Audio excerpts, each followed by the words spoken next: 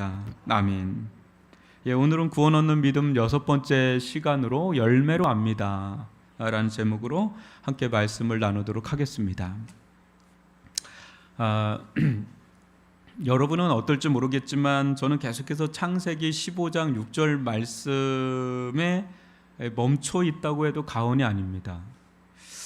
짧은 구절이에요. 근데 제가 왜 이렇게 오랫동안 이 구절에 머물러 있는지 여러분은 좀 의아하실 수도 있겠어요.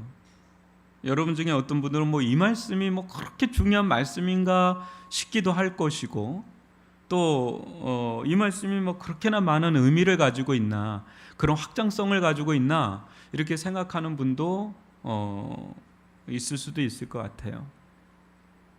그러나 성경이 창세기 15장 6절 이 말씀과 관련해서 얼마나 많은 말씀을 전하고 있는지를 아시면 깜짝 놀랄 것도 아닙니다. 굉장히 많아요. 풍성해요.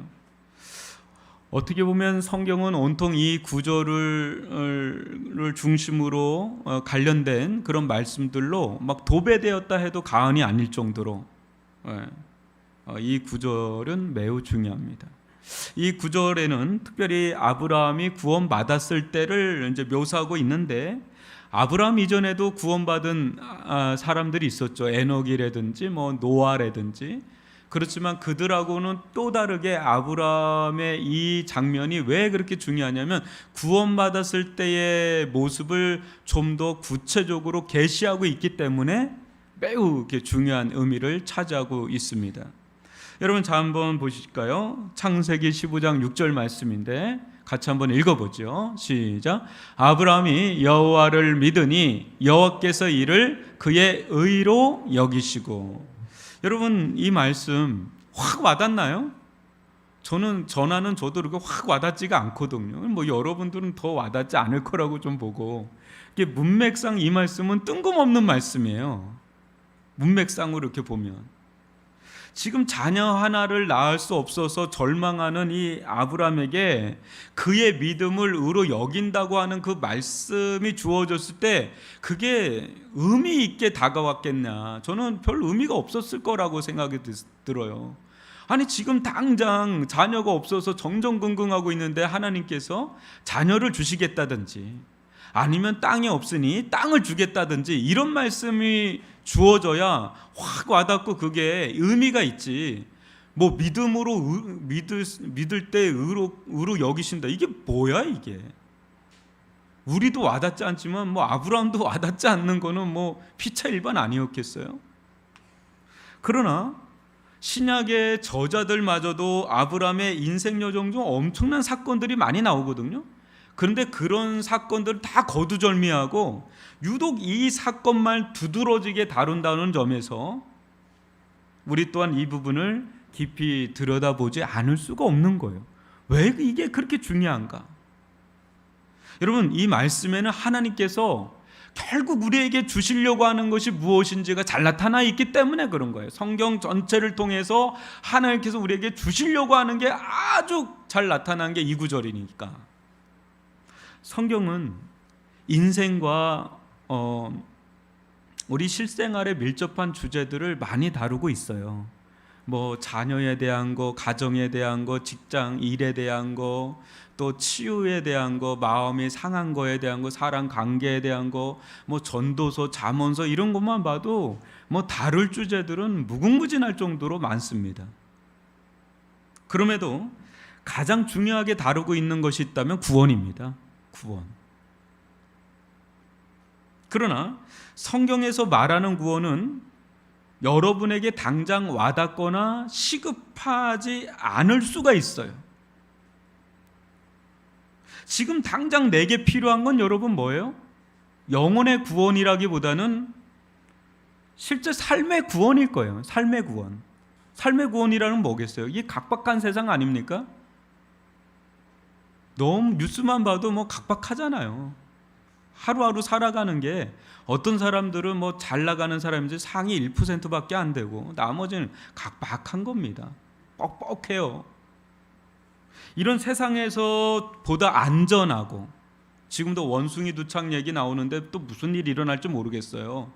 세이프티가 굉장히 중요하잖아요. 안전하고 또 편안하고 좀 자유롭고 좀 결핍 없이 풍요롭게 많은 걸 누리면서 사는 것, 그 잘 사는 것, 이게 우리의 관심사고 우리의 문제인데, 이런 것을 다루기보다는 이 영혼 구원, 이거는 뭐 이렇게 크게 이게 막 확 와닿지가 않으니까.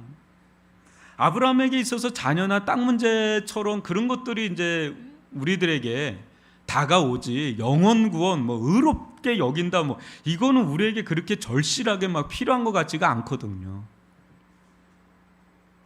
하나님은 와닿지도 않고 지금 당장 필요하다거나 시급해 보이지도 않는 이 영혼의 구원 문제를 왜 이렇게 중요하게 다루는 것일까요?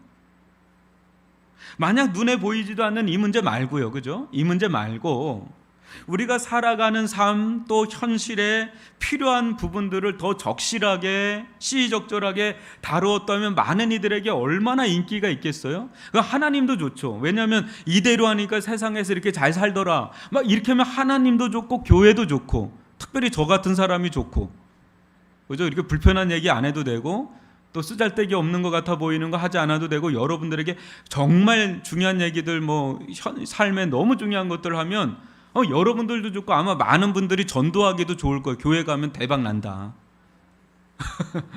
너무 좋다. 이러면 다 좋을 텐데 그러지를 않아요. 그러지를 않아요. 사랑하는 성도 여러분, 성경에서 말하는 구원은 왜 이렇게 중요하게 다루냐면 영원한 문제를 다루기 때문에, 또 인생의 껍질이 아니라 아주 본질을 다루고 있기 때문에 중요한 거예요. 세상을 창조하신 분은 하나님이십니다. 여러분, 세상을 하나님께서 창조하셨다고 여러분 믿으십니까? 진짜 믿으세요? 그럼 이 세상은 누구 거예요? 하나님 거죠. 근데 왜 사람들은 하나님을 인정하지는 않죠? 그러니까 뭔가 큰 문제죠. 그죠? 그죠? 여러분들 주인이 되신 분들은 여러분들 그 주인을 인정하지 않은 거고 그건 이상한 거잖아요. 그죠? 근데 천지를 창조하신 하나님께서 또 이상한 일을 하세요. 세상에 인간의 몸을 입고 오셔서 십자가에서 죽으세요. 그분이 예수님이세요. 왜 창조주이신 하나님께서 인간의 몸을 입고 오셔서 우리를 위해서 죽으신가? 이것도 또 말이 안 돼요. 근데 성경은 이런 이야기가 가득 차 있거든요. 도대체 천지를 창조하신 분이 무엇이 아쉬워서 죽으셨냐? 이렇게 물을 수 있겠어요. 뭐가 아쉬워서? 그럴 이유가 없지 않겠어요? 여러분, 파스칼의 말처럼 인간은 우주의 영광스러운 존재이면서 동시에 우주의 쓰레기라고 그랬거든요. 그러니까 인간은 양면이 있어요. 너무 대단한 것 같은데 또 졸지에 너무 아무것도 아닌 게 인간인데, 이런 우리를 위해 그렇게까지 하실 필요가 있느냐라는 거예요. 여러분, 분명히 하나님은 창조의 주라고 그랬어요. 그분께서 이 세상을 다 만든 주인이라고 그랬어요. 근데 그 하나님께서 왜 굳이 이렇게 할 필요가 있느냐? 누가 원한 것도 아니지 않습니까? 저는 하나님을 몰랐거든요. 하나님을 몰랐을 뿐 아니라 하나님께 그런 거를 원하지도 않았어요. 뭐 나를 위해서 어떻게 해달라, 십자가에서 죽어달라, 이런 거를 원하지도 않았습니다. 하나님께서 우리를 지으신 분이라면 여러분, 우리를 폐기 처분하는 것도 그분 마음이겠죠? 그죠? 우리를 지으셨는데 우리를 없애는 것도 그분 마음이겠죠? 그죠? 그분한테 누가 뭐라고 그럴 분이 있겠어요? 내가 만들었는데 내가 없앤다고 뭐 누가 뭐라 그러겠어요? 푸틴이 저렇게 살아? 그냥 싹 없앨까? 그냥 러시아 다 없애버릴까? 저거 나 모르는데 싹 없앨까? 뭐 그래도 되는 분 아니에요? 창조주라면서요. 그죠? 하나님께서 지으셨다면서요. 이 세상의 주인이라고 하셨잖아요. 그럼 그분 마음대로 모든 걸 해도 누가 뭐라 그럴 뿐 없잖아요. 여러분의 것을 여러분이 마음대로 쓰는데 뭐라 그럴 사람 있나요? 여러분의 것인데. 이제 그런 거죠. 하나님께서 사람들을 통해 그동안 받은 모욕과 멸시를 지옥의 소각장에서 처리한들 누가 뭐라 그러겠어요? 그러나 하나님은 한편에서는 그러고 싶지만은 또 한편에서는 우리를 지독히도 또 사랑하세요. 그 사랑이 하나님을 이기셨어요. 그래서 말로 우리가 다 이해할 수 없는 일을 행하시죠. 어떤 일이에요? 그 아가페의 사랑으로 우리를 대신해서 지옥의 소각장인 이 십자가에서 스스로를 거룩한 산제물로 불태워드리는, 이거는 뭐 있을 수가 없는 일이잖아요. 그죠? 나를 뭐 마음에도 안 드는 그런 것들, 이제 지었던 것들이 막 그것을 위해서 내가 희생을 한다? 이거는 말도 안 되는 일이죠. 그냥 내가 확 없애버리면 되는 건데, 하나님은 천지를 창조하신 그분께서 우리를 위해서 대신 자신을 거룩한 산제물로 드렸다는 것은 이건 이해할 수 없는. 그렇기 때문에 성경은 이 사건이야말로 인류 최대의 사건이라고 부르는 거죠. 그게 십자가 사건이고 그게 부활 사건이고, 성경은 그것을 계속해서 우리에게 전달하고 있습니다. 여러분, 이 세상에 얼마나 중요하고 대단한 일들이 많습니까? 나열하기 힘들 정도로 할 일들이 많죠. 뭐 얼마 전에 뭐 조 바이든 왔을 때 뭐 얼마나 그 사람이 무슨 말 한마디 한마디가 우리나라 영향을 너무 미치니까 거기에 막 했다가 뭐 지금도 그래요. 지금도. 여러분, 요즘 얼마나 바쁘십니까? 해결해야 할 일들이 얼마나 많습니까? 정말 한 주 동안도 얼마나 많은 일들이 일어나는지 몰라요. 짧으면 짧고 길면 길 정도로 너무 많은 일들이 일어나고, 어느 때는 숨 쉬는지도 모르고 뭐 밥 먹을 시간도 모르고 살 정도로 바쁘게 아마 지내실 거예요. 왜? 중요한 일들이 많으니까. 근데 무엇이 그렇게 일들이 많은지요? 근심 걱정할 일들도 많고, 또 염려할 일들도 많고, 신경 쓸 일들도 많고, 이것저것 뭐 챙기다 보면 일주일 뭐 가는 거 뭐 금방 가고요. 돌아서면 주일이고, 어느 때는 주일인지도 모르고 지났다가 이렇게 생각해 보니까 오늘 주일이었네 하고 그냥 오늘 교회 못 갔네 하고 얼른 그 컴퓨터로 가가지고 또 인터넷 봐서 그것도 그 영상으로라도 예배 드려야 되겠다. 막 이런 분들도 또 계실 거고. 이런 정신없는 삶을 사는데 교회 나오면 허구한 날 저가 구원 받았습니까? 막 이런 그냥 뭐 별나라 이야기 같기도 하고 뚱딴지 같은 소리 같기도 하는 이 얘기만 계속하니까 지금 저게 현실성 없는 이야기 계속하고 계시네 목사님. 지금 내가 이것 때문에 지금 뭐 안달복달 지금 너무 마음이 막 조아리고 막 이 일 너무 바쁜데 구원 받았습니까? 막 이 얘기만 지금 허구한 날 하고 있으니까 별 관심도 없는 이야기일 수도 있는 이야기를 하고 있는 거예요. 지금 여러분에게 제가. 그러니까 어떤 분들은 이게 아주 이 시간이 곤욕스러운 시간일 수도 있습니다. 이 한 시간 어떻게 좀 꾹 참고 버텨보자. 그러면 시간은 어차피 지나가리라 뭐 하면서 이 시간 버티는 분들도 있을 수 있어요. 그러나 여러분, 이 세상에 하나님이 아니 계시다면 모르는데, 하나님이 계시다면 그것도 하나님이 우리의 도우미 정도가 아니라 창조주시라면 이야기는 또 달라집니다.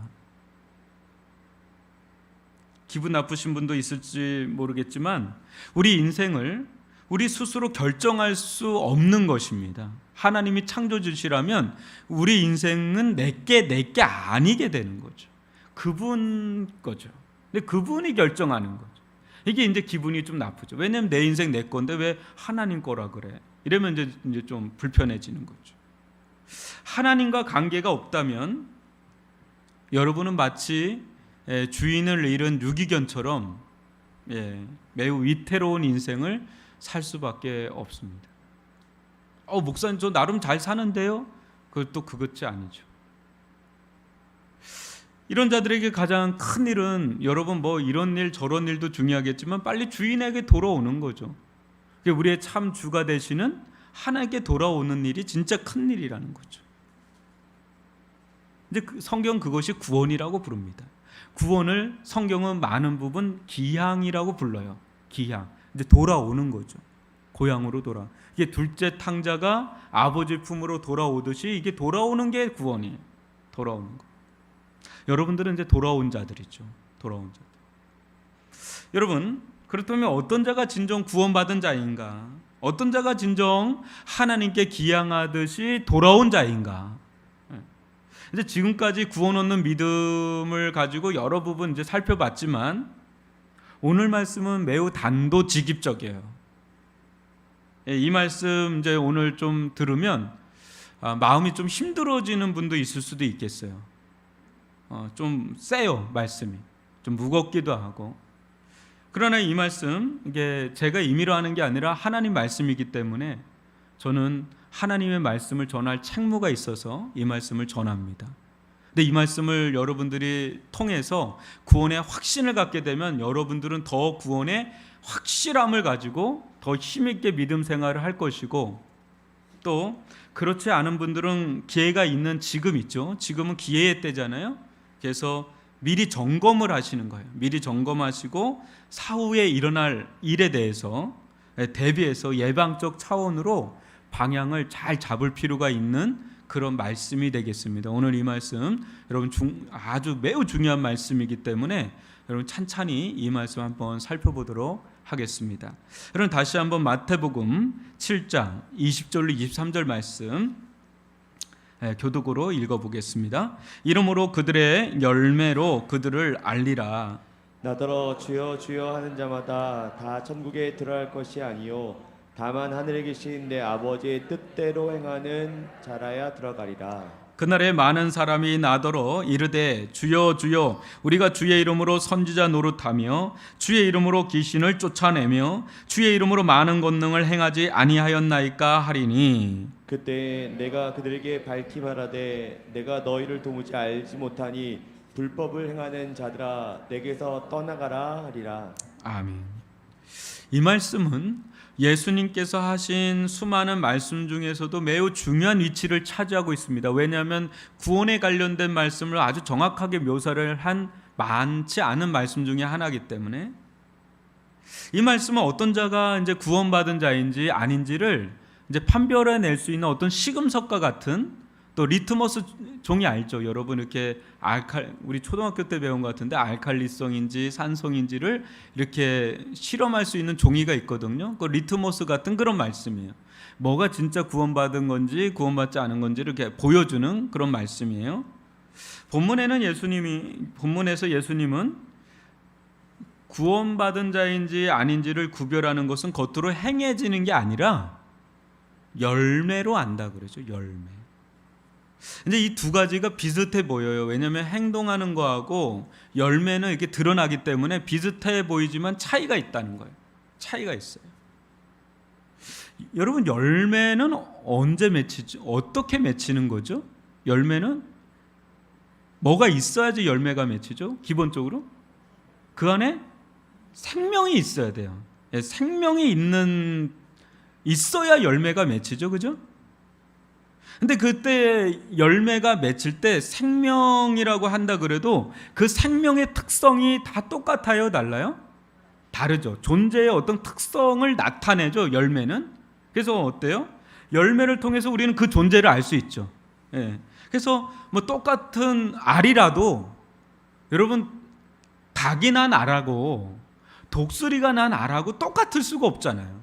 독수리가 달걀을 날 수가 있나요? 닭이 독수리 알을 날 수가 있나요? 그건 불가능하죠. 그죠?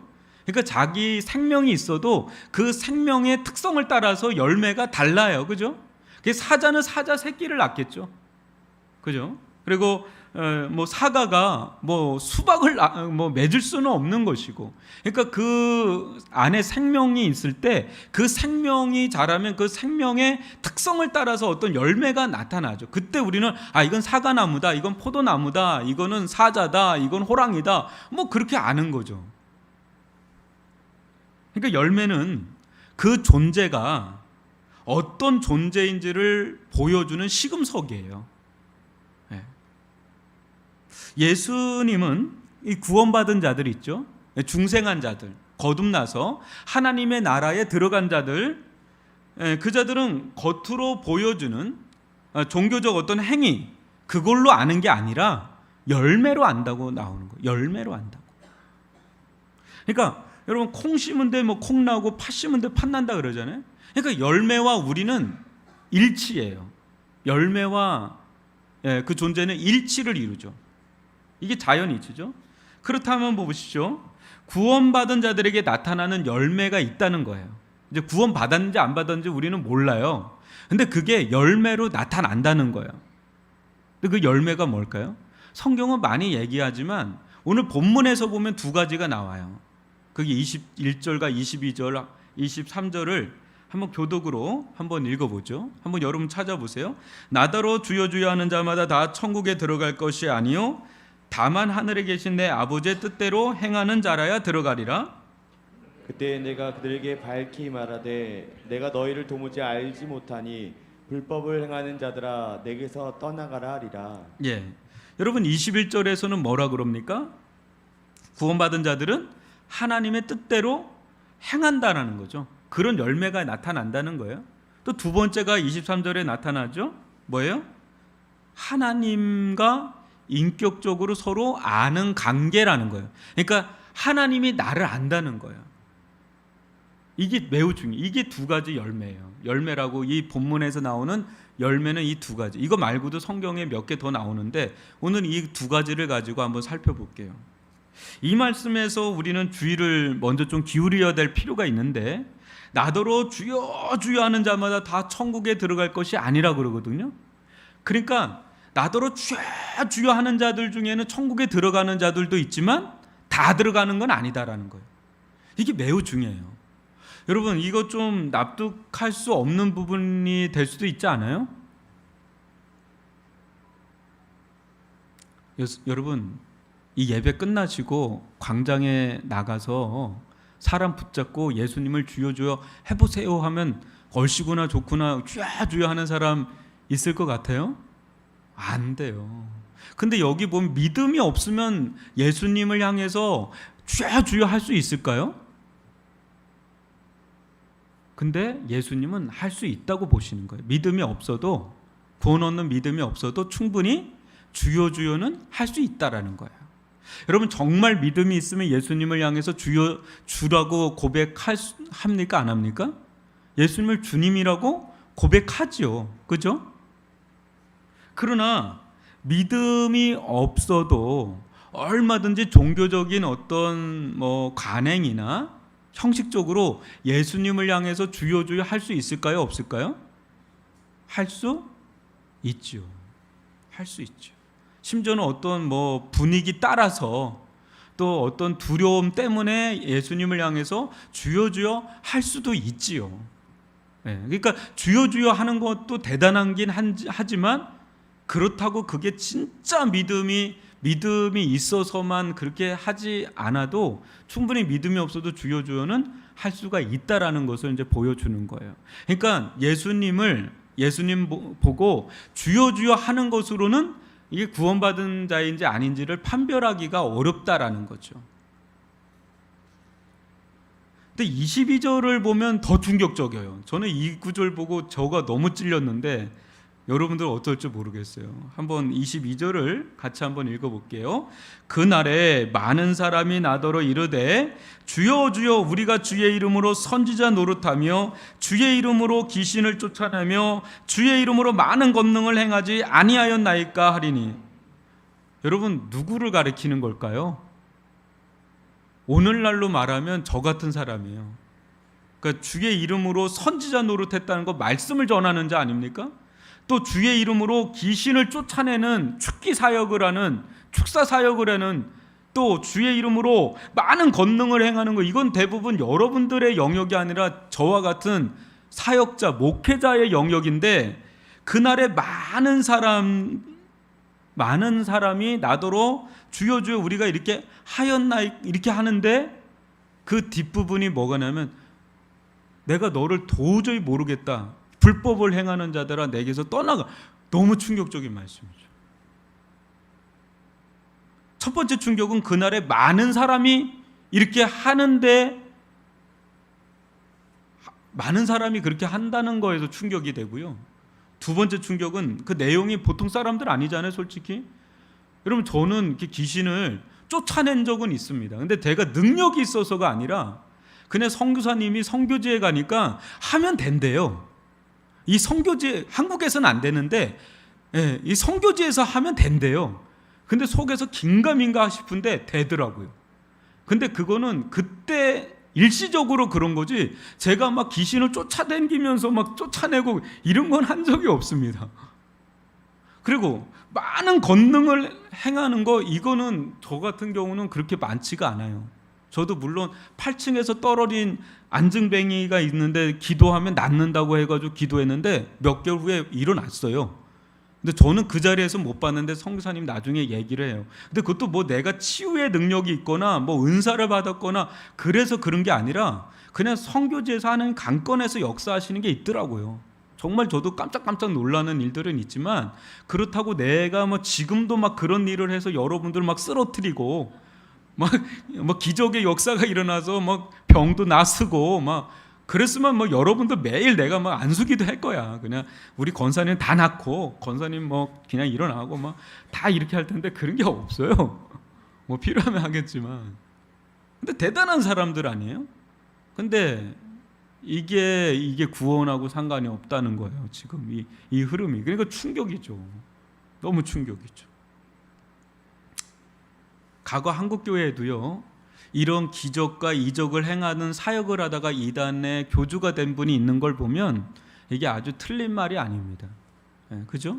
충분히 이런 일들을 행하다가 사입이 이단에 빠진 분들도 있기 때문에 뭐 이게 절대적으로 구원의 어떤 기준이 될 수는 없다. 이걸 우리가 볼 수가 있죠. 만약에 뭐 우리 눈앞에 막 이런 일들 일어나면 여러분들 혹하실걸요?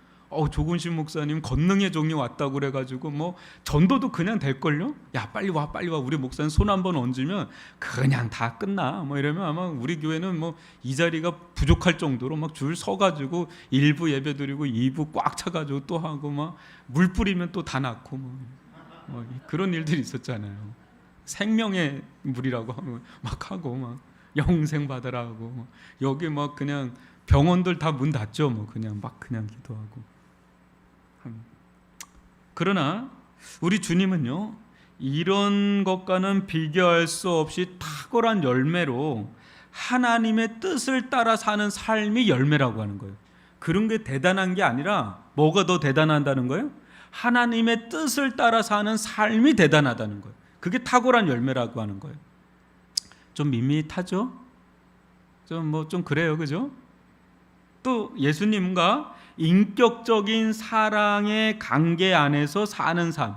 그러니까 예수님도 나를 알고 나도 주님을 아는, 인격적으로 서로 아는 삶. 이게 탁월한 열매라고 이 두 가지를 얘기하는데, 이 종교적인 뭐 열성주의 있잖아요. 열정주의, 신비주의. 뭐 이런 것에 비교해 보면 되게 밋밋하죠. 근데 예수님은 이것을 신앙의 본질, 뿌리, 생명, 열매, 이걸로 보고 있습니다. 사랑하는 성도 여러분, 우리 주님께서 열매로 그 사람을 알리라 그렇게 할 때 거듭난 성도들의 영혼 안에는 하나님의 생명이 있음을 말씀하시는 거예요. 우리 안에 하나님의 생명이 있다. 근데 여러분, 생명이 있으면 어때요? 생명은 자라죠. 자라다가 어느 정도 시간이 지나고 생명이 충만해지면 이제 열매가 자연스럽게 맺힙니다. 마찬가지로 하나님의 생명이 있는 자는 자라요. 그래서 어느 순간에 열매를 맺기 시작을 합니다. 거듭나지 않은 자연인이었을 때 우리 또한 영적인 생명이 아닌 육적인 인간적인 생명밖에 없었죠. 여러분, 거듭나지 않은 자들에게도 생명이 있거든요. 자연인에게도. 근데 인간적인 생명이. 근데 어떤 사람은 이 생명이 굉장히 예술로 그 예술에 대한 생명이 굉장히 강한 분이 있어요. 막 이런 사람들은 그 예술에 대해서 아주 폭발하듯이 영감이 막 떠올라서 막 미술을 그리고 막 음악이 막 나와요. 막 그 생명의 특성이 막 나타나는데 이 사람은 뭐 예술 쪽으로 그게 막 쏟아져요. 막 천재적인 예술가들은 아주 비범한 능력이 있잖아요. 그래서 미켈란젤로라든지 레오나르도 다빈치라든지 누가 있어요? 막 피카소라든지 뭐 이런 사람들 막 그 그림을 보면 뭐 그 당대에도 아주 독보적인 사람들이에요. 천재적인 사람이죠. 뭐 이런 사람들을 보면 우리는 이제 미술가다 그러고 뭐 모차르트, 뭐 베토벤이나 뭐 이런 사람들 보면 저 사람은 이제 음악가다라고 하면서 그 사람의 어떤 그것을 우리는 이제 열매를 보고 그 사람을 인정해 주죠. 다 그 열매가 나타나죠. 또 그런 거는 완전히 뭐 없는데 아주 경영적으로는 아주 탁월한 분들이 있죠. 피터 드러커 같은 뭐 이런 사람들이나 뭐 보면 이 경영적인 생명력은 뭐 가히 뭐 거의 천재적인 사람들이 있어요. 근데 그 사람들은 또 거기에서 자신의 능력이 막 나타나요. 근데 아무나 그런 건 아니에요.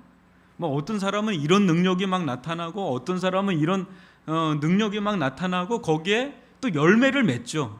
그래서 큰 일을 합니다. 진짜 엄청난 일을 합니다. 아주 크고 위대한 일들을 막 하는 사람들 많죠. 그 자연적인 생명만 해도 그 잘하면 그게 열매가 풍성하게 나타나잖아요. 우리 뭐 주변에서 세상에서 만난 사람들이 다 그런 사람들이에요. 그 자연적인 그 생명의 특성들이 막 나타나요. 그런 사람들 뭐 의사라 그러고 가수라 그러고 그 사람들 경영가라 그러고 막 이제 이렇게 얘기를 하죠. 그러나 거듭난 성도들은 이런 자연적인 생명 말고 또 다른 종류의 영적인 생명이 들어온 자들이에요. 바로 거룩하신 하나님의 생명이 어느 순간에 내 자연적인 생명 너머로 이렇게 들어온 자들이에요. 그래서 하나님의 생명이 들어온 자는 시간이 지날수록 이 생명의 특성이 막 나타나요. 그럴 때 사도행전에서 세상 사람들이 뭐라 그러냐면 저 사람들은 그리스도인이라고 그러는 거예요. 우리가 크리스찬이라고 부른 게 아니라 세상 사람들이 저 사람은 크리스찬이라고 부르는 거예요. 왜? 그 생명의 특성이 나타나는데 어디서도 발견할 수 없는 사람들이니까 저 사람들은 예수에게 속한 크리스찬이라고 부르는 거예요. 우리나라로 말하면 예수쟁이, 완전 예수쟁이들 이렇게 돼버리는 거죠. 왜? 그 안에 그게 나타나는 거예요. 요즘에는 우리 교회 다니는 분들 뭐 그런 얘기를 잘 못 듣죠. 뭐 이상한 욕 많이 듣죠. 뭐 개 해가지고 이거는 지금 심각한 문제죠. 그리스도인이라고 얘기를 들어야 돼요. 뭔가 다르다. 하나님의 생명이 들어올 때 우리 안에 죽었던 이 영적인 기능이 부활하듯이 살아나요, 여러분. 그래서 어떻게 해요? 하나님을 전혀 알지 못하던 자가 하나님을 알게 돼요. 저는 20살 때까지 하나님을 아예 몰랐거든요. 근데 예수님을 만나고 하나님을 만나고 영혼이 살아나니까 하나님을 알겠더라고요. 하나님을 알 뿐 아니라 하나님과 교제가 일어나요.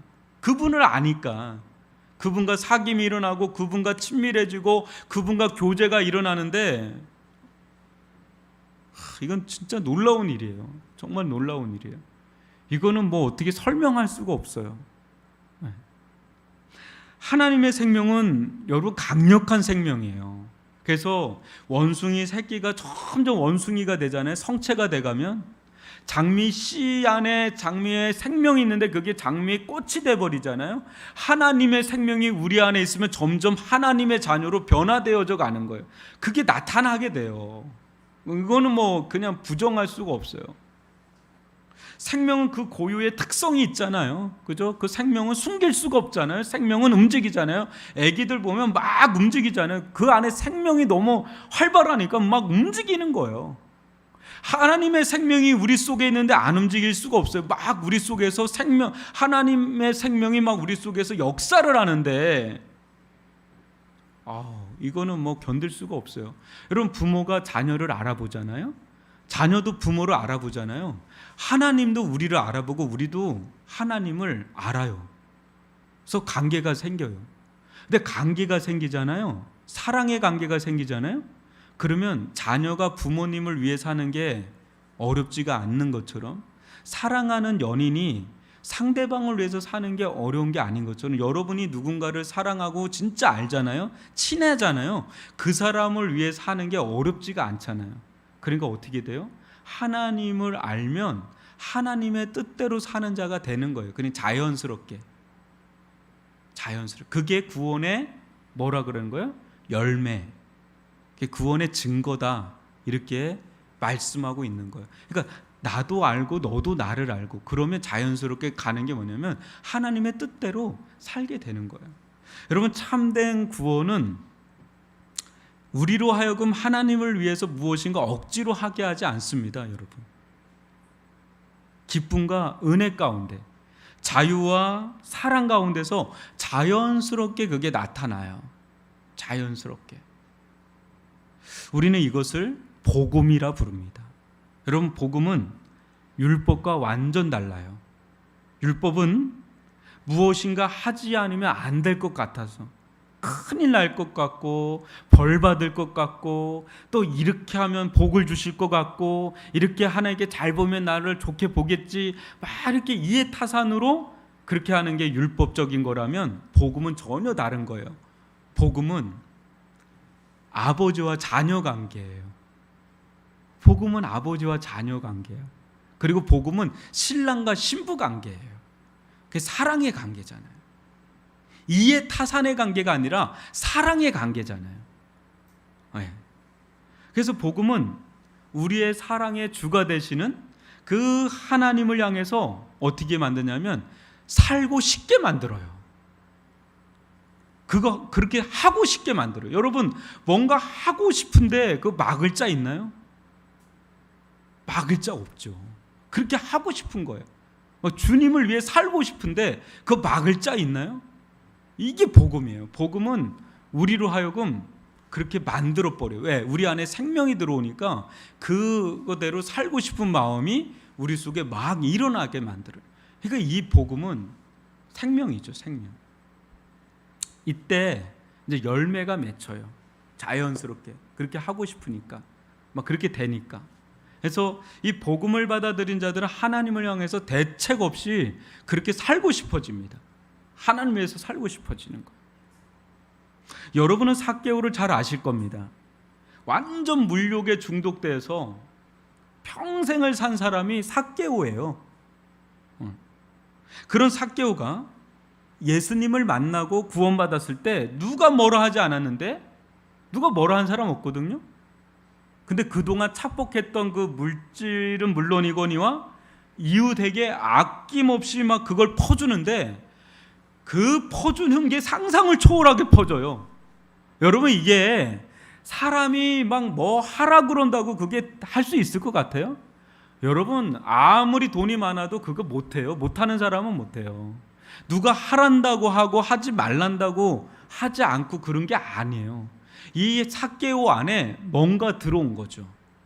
예수님과 대화 속에 물질의 세력보다 더 강력한 하나님의 생명이, 하나님이 그 삭개오를 가득 찰 때 그 넉넉함이 생긴 거예요. 물질로는 도저히 채워질 수 없었던 그 넉넉함이 하나님으로 말미암아 채워졌을 때 자유함이 온 거예요. 그러니까 막 나눠주는 사람이 되는 거죠. 여러분, 우리 안에 하나님의 생명으로 충만해지잖아요. 그러면 그 생명의 특성이 나타나요. 우리 안에 자연인의 생명이 아니라 영적인 사람의 생명의 특성이 막 나타나는데 그 열매가 뭐냐면 거룩한 사랑이에요. 거룩한 사랑. 하나님을 열렬하게 사랑하게 돼요. 하나님을 열렬하게 구하게 돼요. 이거는 은혜예요, 은혜. 지난주에 한 것처럼 이건 어떻게 떠먹여 줄 수도 없어. 부모가 아무리 믿어도 믿지 않는 자녀에게 막 이걸 넣어주고 싶어도 넣어줄 수가 없어요. 사랑하는 남편에게, 아내에게 아무리 이거를 막 설명해도 이게 안 돼. 이거는 성령께서 거듭나게 해 주셔야 이게 되는 거예요. 그게 기도밖에 할 수가 없어요. 그래서 여러분, 갈라디아서 5장 19절로 23절 보실까요? 교독으로 읽어봅니다. 육체의 일은 분명하니 곧 음행과 더러운 것과 호색과 우상 숭배와 주술과 원수 맺는 것과 분쟁과 시기와 분냄과 당진 것과 분열함과 이단과 투기와 술 취함과 방탕함과 또 그와 같은 것들이라 전에 너희에게 경계한 것 같이 경계하노니 이런 일을 하는 자들은 하나님의 나라를 유업으로 받지 못할 것이요 오직 성령의 열매는 사랑과 희락과 화평과 오래 참음과 자비와 양선과 전쟁이. 여러분 잘 보세요. 우리 안에 하나님의 생명이 없으면 절대 성령의 열매를 맺을 수가 없어요. 그냥 맺는다면 육체의 열매밖에 맺을 수밖에 없어요. 왜? 내 안에 생명이 없는데, 그런 열매를 맺을 만한 생명이 없는데 어떻게 열매를 맺겠어요? 사과나무가 사과를 맺고 포도나무가 포도 열매를 맺듯이 우리 안에 예수 생명나무가 없는데 어떻게 예수 생명의 열매, 그 성령의 9가지 열매를 맺을 수 있냐 말이에요. 세상에서 일 잘하면 열매 맺어요, 여러분. 자연적인 생명이 있기 때문에 머리 좋은 사람은 머리 쪽으로, 예능이 좋은 그 예술에 혼 있는 사람은 막 그런 열매들은 많이 맺을 수 있을지는 몰라도 하나님 나라의 유업을 받을 그런 열매는 절대 맺을 수가 없어요. 절대 맺을 수가 없어요. 그러나 하나님의 은혜 가운데 구원받고 거듭나서 하나님의 생명이 들어오잖아요. 우리는 정말 참되고 영원한 열매인 성령의 열매를 맺는 자들로 변해갑니다. 이제 자라다 보면 점점 성령의 열매를 맺어가는 그런 자들로 변해가는 거예요. 하나님은 이 열매를 보시고 우리를 안다는 거예요. 그 열매를 보시고 열매가 나타나는 걸 보고 이제는 우리가 하나님의 자녀다, 구원받은 자녀다라는 것을 안다는 거예요. 말로만 하나님의 자녀 운운하는 것은 아무 소용이 없어요. 솔직히 말해서 나더러 주여 해봤자 소용이 없다라는 거예요. 굳이 여러분 그런 말 하지 않아도 그냥 알아야 돼요. 아, 이 사람은 뭔가 다르다. 뭔가 다르다. 아니 당연히 호랑이면 뭔가 호랑이의 특성이 나타나는 것처럼, 사자면 사자의 특성이 나타나는 것처럼, 그리스도인이라면, 하나님의 생명이 있는 그리스도인이라면 뭔가 다르죠.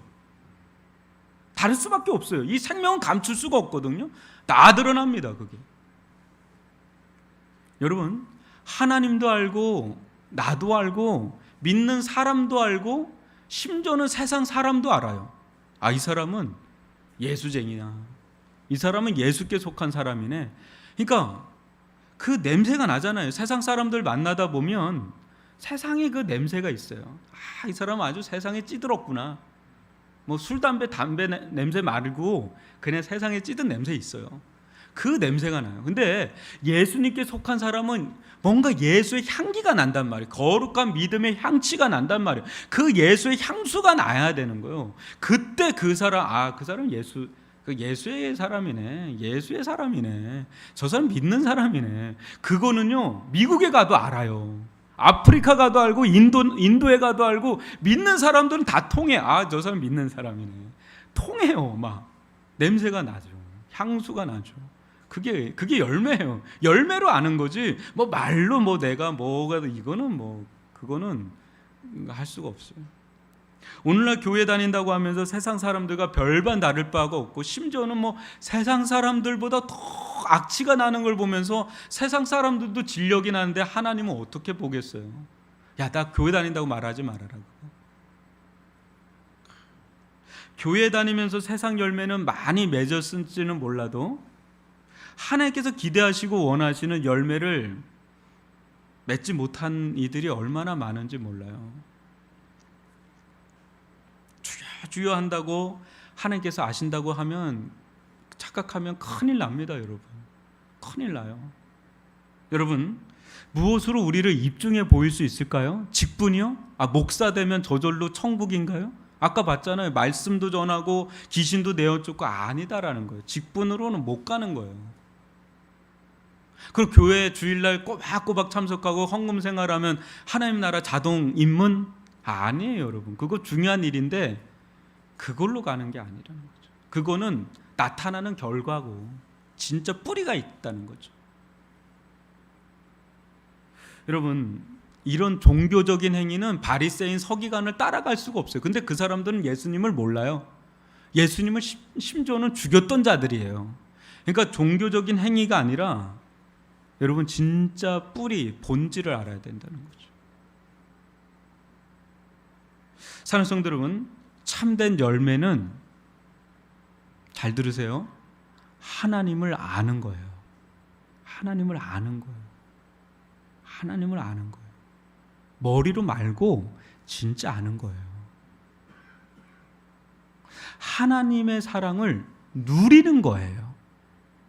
여러분, 하나님은 사랑이시다 누구나 알거든요. 교회 나오면. 근데 누리는 건 다른 거예요. 누리는 거예요. 하나님 지금 날 사랑하고 있다는 걸 내가 누리잖아요. 끝나는 거예요. 하나님의 사랑을 누리면 끝난다니까요. 참된 열매는 그렇게 하나님의 사랑을 받잖아요. 그 하나님을 누구보다 사랑하게 돼요. 나를 그렇게 사랑하는데 그분을 사랑하지 않는 게 더 이상하죠? 아니, 개들도 이렇게 사랑해주면 꼬리 팍 흔들면서 좋아하는데 하나님의 사랑을 내가 누리잖아요. 그분이 제일 좋아. 그분이 제일 좋아. 나를 그렇게 사랑해주는 분이 없어. 부모님이 나 사랑은 아무것도 아니야. 그분은 자신의 전부를 다 내어주기까지 나를 사랑하니까 그분이 제일 좋아. 나를 그렇게 사랑해 주시는 분이 없고 나와 함께 해주시고 너무 좋아요. 그러니까 그분을 위해 살고 싶은 마음이 막 일어나. 하나님의 뜻대로 살고 싶은 마음이 막 일어나요. 너무 즐겁고 너무 행복하고 나는 하나님을 위해 살고 싶어요. 저는 이제는 하나님을 위해 살고 싶어요가 율법적이거나 어거지가 아니라 진짜 그래요. 이게 열매예요. 이게 열매예요. 그걸로 아는 거예요. 그러다 보면은요, 그런 사랑의 열매를 맺어가요. 하나님도 나를 알고 나도 하나님을 알고 그러면서 그분을 위해 살게 되면서 저절로 자연스럽게 어떤 열매를 맺는지 알아요? 생명의 열매를 맺어요.